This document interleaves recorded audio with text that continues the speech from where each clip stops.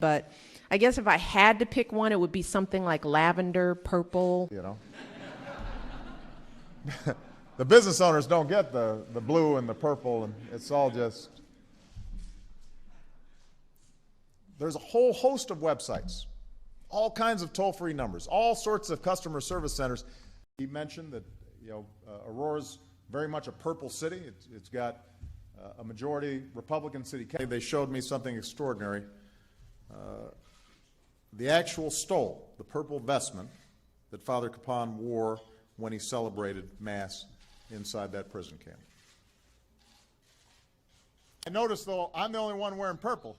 I remember your campaign about red states, blue states, purple states, but a reminder to all of us that we are the United States of America and our 5 territories. I'm going to neglect everybody here right here in the back, this young lady in the purple here.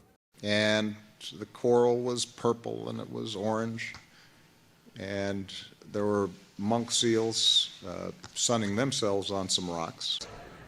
Okay. This gentleman right here in the purple shirt.